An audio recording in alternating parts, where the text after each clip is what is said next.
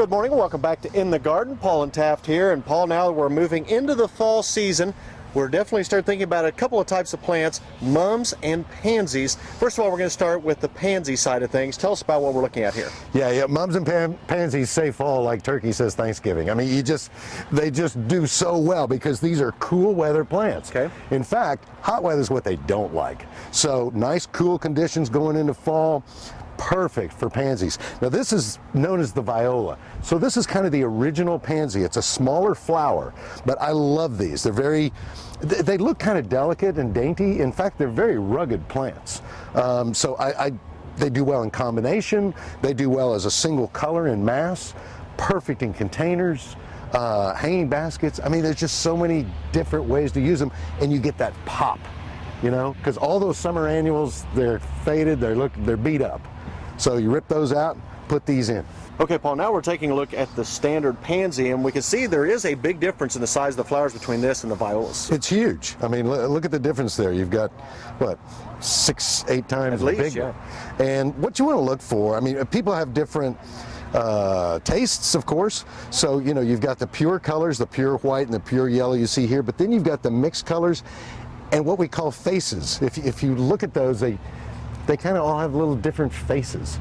And so it's a matter of personal preference, but these grow the same way. The pansies, violas, again, they're essentially the same thing. Primary difference just in the size of the flower. You get so much bang for your buck with these, you know, and they just give you that, really make your garden come alive. It's really going to push that color right on into Thanksgiving and even up and through Christmas in some aspects. Depending on what happens with weather, and that's your area of expertise, but yeah, I mean, we've seen them in full bloom in December. You know, they just look fantastic. Okay, Paul, now we're taking a look at the mum. When I think about fall and planting out in the garden, the mum is usually the first thing that comes to mind. You're right. I mean, it screams fall.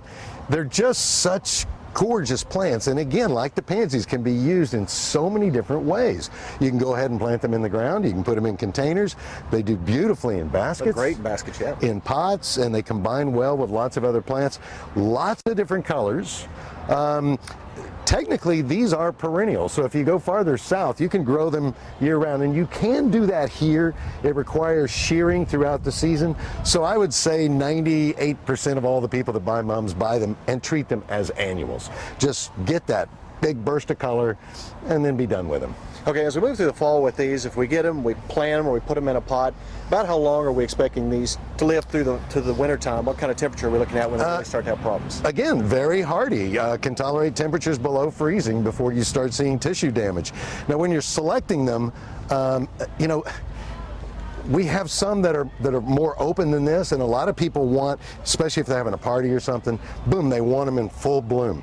But when you're shopping for them, I really suggest you go for these tight buds, okay. You know, because then it's going to last longer. The bloom period is going to last a little longer.